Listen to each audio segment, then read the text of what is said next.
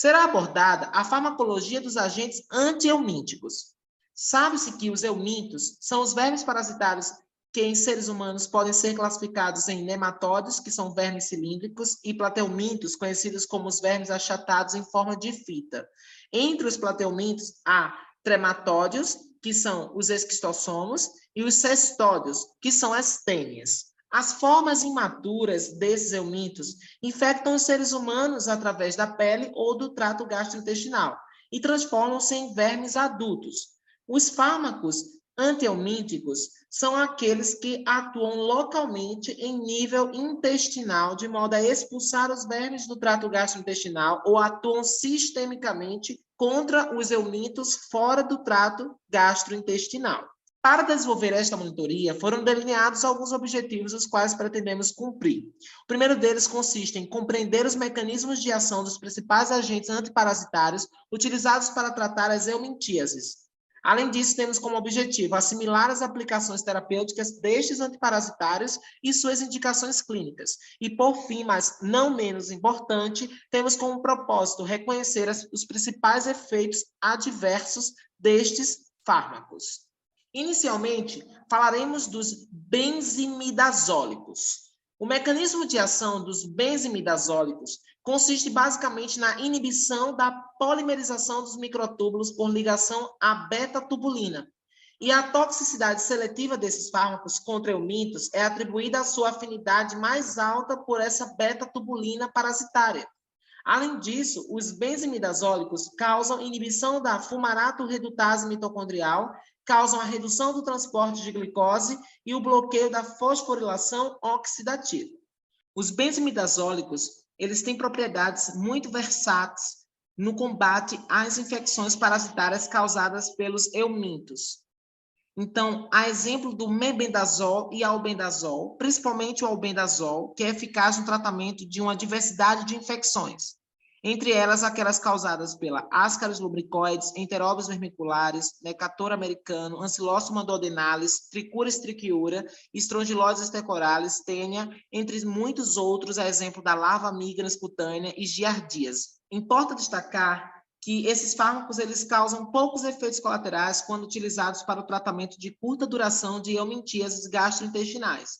E o uso desses fármacos por gestantes é contraindicado devido ao seu potencial efeito teratogênico. Além dos benzimidazólicos, temos também a dietilcarbamazina, que é um fármaco muito indicado no tratamento principalmente da filariose ou elefantíase, uma doença parasitária causada pelo helminto Vankereria brancophti. Além desta indicação terapêutica, há muitas outras, a exemplo no tratamento da loíase, que é a larva do olho, entre muitas outras condições, como a Toxocara canis e a Toxocara cati, que são causadoras da larva migrans visceral, ok? Além da eosinofilia pulmonar tropical causada pela Vankereria brancophti. Então, são muitas indicações envolvendo o uso da dietilcarbamazina, entre as quais, sem dúvida, a principal é no tratamento da filariose. A terapia precoce com a dietilcarbamazina, antes da obstrução linfática, ela atinge um melhor resultado terapêutico. E o mecanismo de ação deste fármaco, né, é o fato de ele atuar justamente como antiparasitário antihelmíntico que paralisa as microfilárias, que corresponde ao estágio embrionário dos vermes da Vankereria brancophti, tornando-as vulneráveis ao processo de defesa do organismo humano à ação do sistema imunológico, o que provoca um rápido desaparecimento desses embriões, da forma das microfilárias. A dietilcarbamazina apresenta efeito tanto sobre microfilárias quanto sobre os vermes adultos.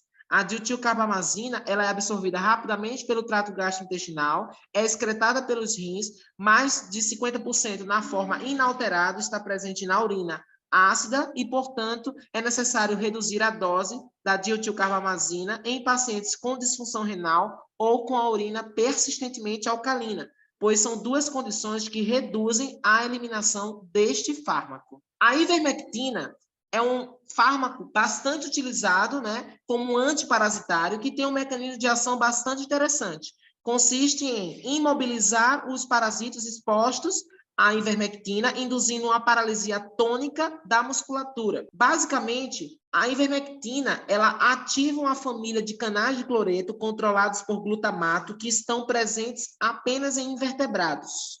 Desse modo, a ivermectina, ela liga-se aos canais de cloreto ativados por glutamato que estão presentes nas células nervosas e musculares dos nematódeos, causando uma hiperpolarização em consequência da entrada de cloreto para o intracelular, e isso paralisa o parasito.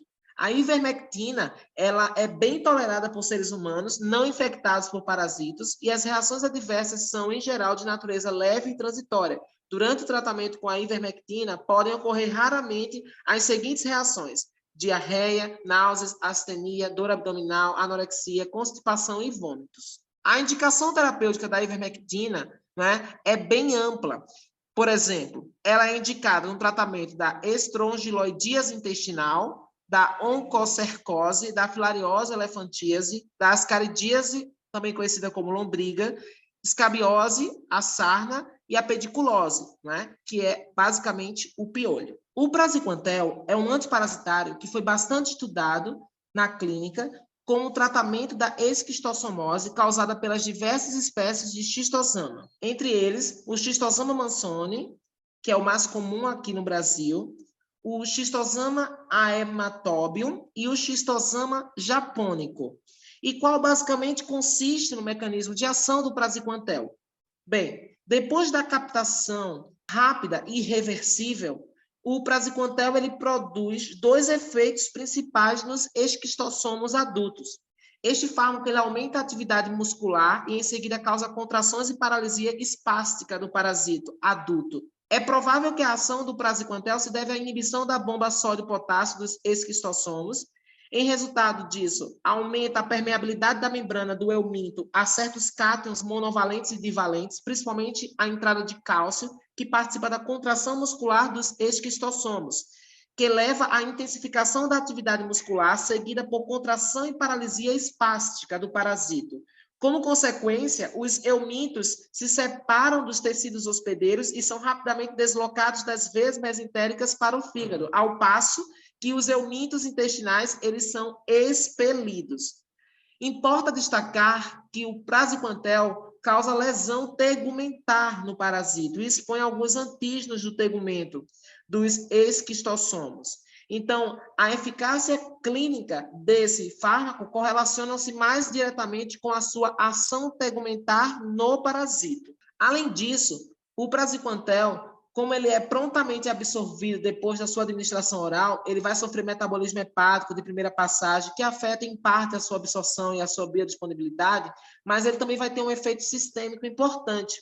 O praziquantel ele é utilizado, por exemplo, no tratamento da neurocisticercose, mas é importante destacar que ele pode causar meningismos, convulsões, distúrbios mentais devido a reações inflamatórias dos cisticercos que estão presentes no sistema nervoso central. Então, antes de iniciar o tratamento com o praziquantel, é fundamental tratar esses pacientes com corticosteroides, porque tais manifestações neurológicas podem persistir, têm início tardio e podem persistir por 2 a 3 dias. A niclosamida é um antiparasitário eficaz e não tóxico para o tratamento da teníase.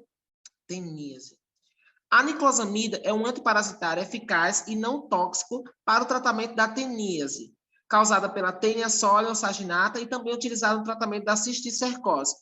O seu mecanismo de ação não está completamente elucidado, mas pelos dados disponíveis, supõe-se que o fármaco atue principalmente inibindo a respiração e o metabolismo de carboidratos, né? E que a presença do nitrogrupo da molécula do composto é fundamental para a sua atividade antiparasitária. A niclosamida apresenta absorção pouca, ou seja, insignificante pelo trato gastrointestinal, permanecendo por um período prolongado em contato com os parasitas intestinais. O medicamento é eliminado pela urina e pelas fezes, e sua eliminação ocorre durante o primeiro ou segundo dia após a utilização.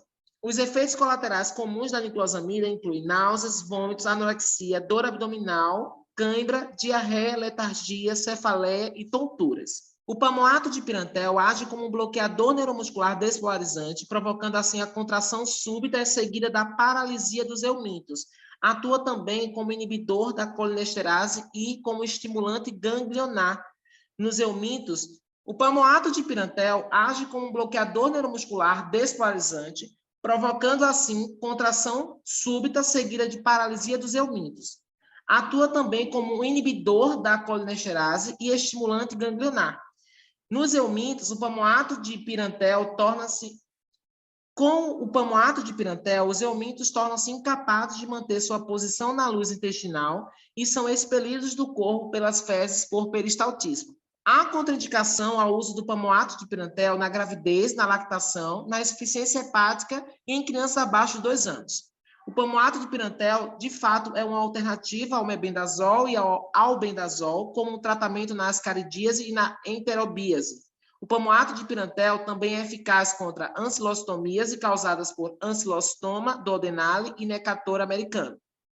O palmoato de Pirantel ele não é bem absorvido pelo trato gastrointestinal e esta característica justifica o seu efeito apenas contra os nematóides gastrointestinais presentes no intraluminar, no espaço intraluminar do trato digestivo. Como a piperazina e o palmoato de Pirantel atuam como antagônicos no que se refere aos seus efeitos neuromusculares sobre os parasitos, estes fármacos não devem ser administrados simultaneamente. Os efeitos adversos do palmoato de Pirantel incluem a cefaleia, tontura, sonolência, erupções cutâneas e febre. Agora abordaremos os vermes considerados cilíndricos, também classificados como nematóides. As principais infecções causadas por eumíntos são a ascaridíase, tricuríase e ancilostomias. Os fármacos mais comumente utilizados como antieumínticos são benzomidazólicos, como o albendazol ou o mebendazol. A ascaridíase lumbricoides é conhecida como lombriga e, basicamente, os indivíduos eles se infectam ingerindo alimentos ou solo contaminado pelos ovos embrionados dos ascaris lumbricoides.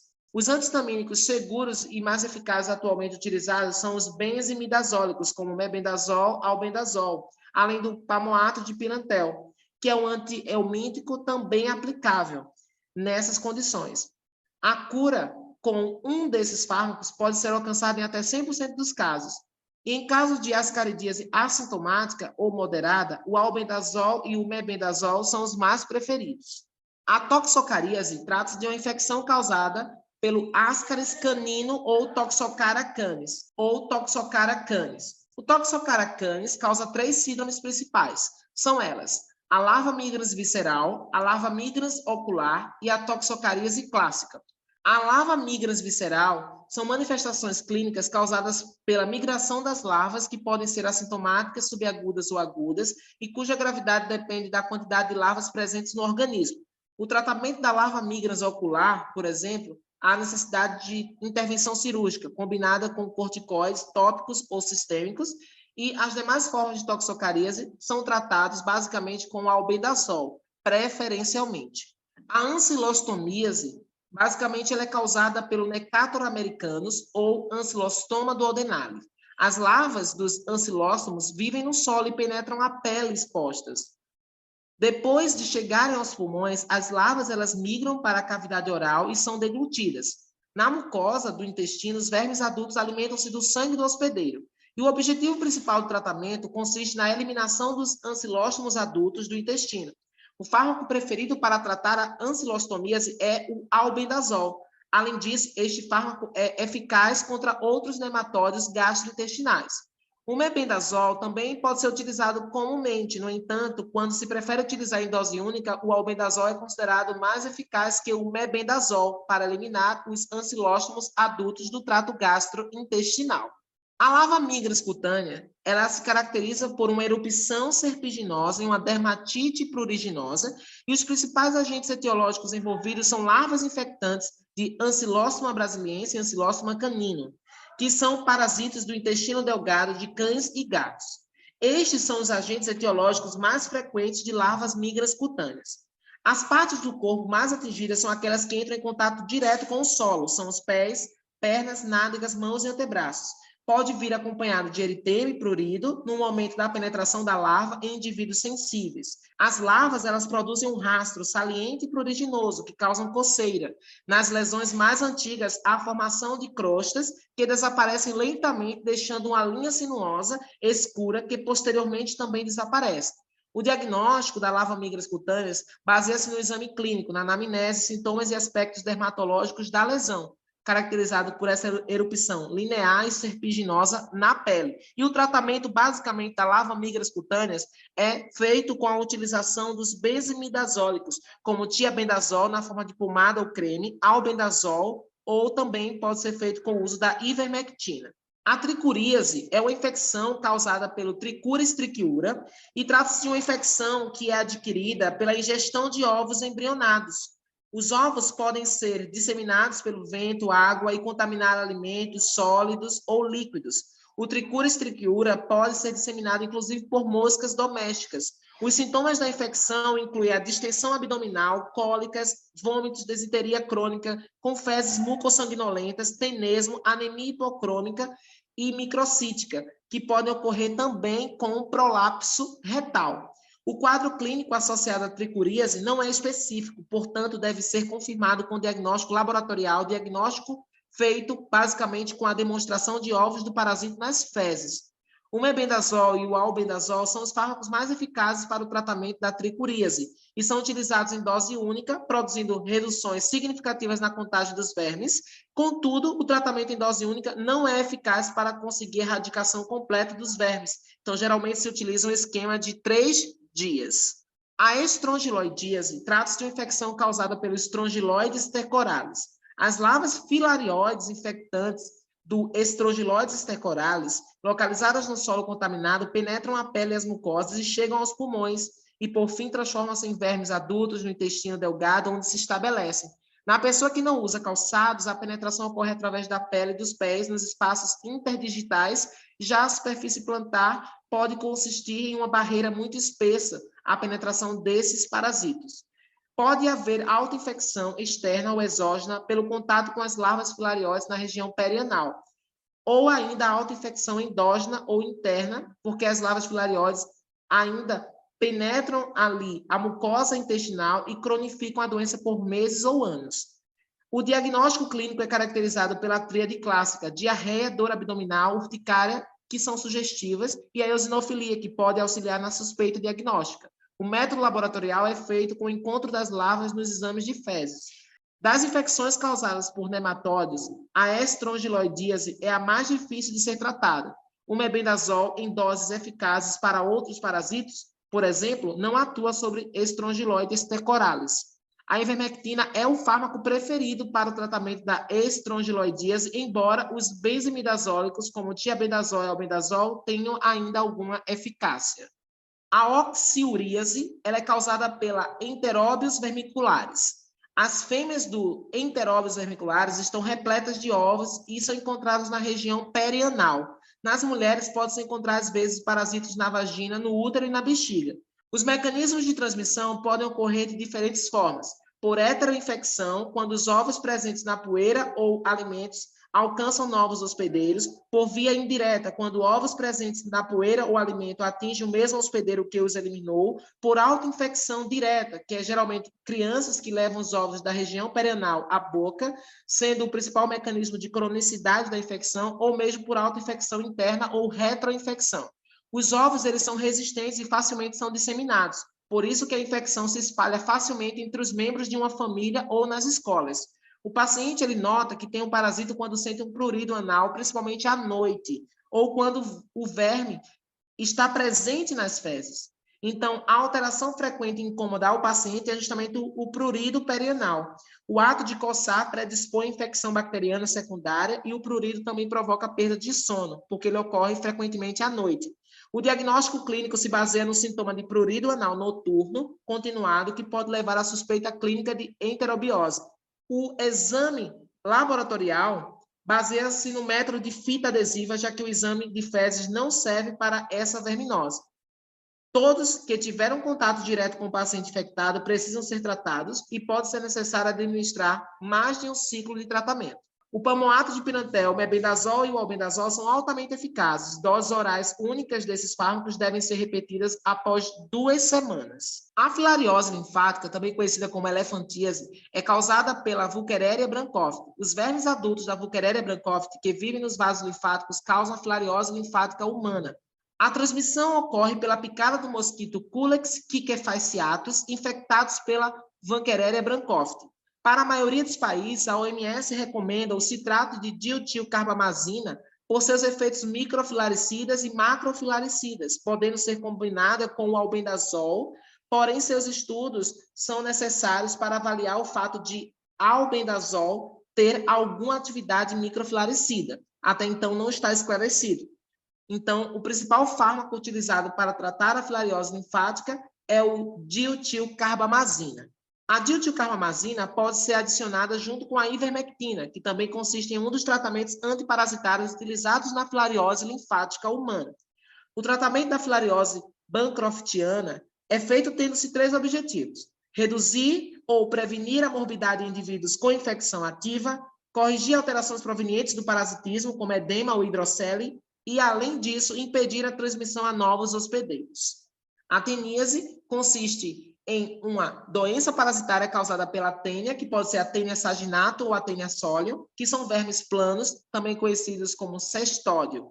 O ser humano, em relação à tênia saginata, trata-se do hospedeiro definitivo. Comumente é diagnosticado após a eliminação de proglotes da tênia saginata. O praziquantel é o fármaco preferido para o tratamento da infecção por tênia saginata, embora a niclosamida possa também ser utilizada. Ambos os fármacos são eficazes e praticamente efeitos colaterais são pouco significativos. Além disso, temos a tênia solium, conhecida como a tênia do porco. Esse cestódio causa 2 tipos de infecção no ser humano.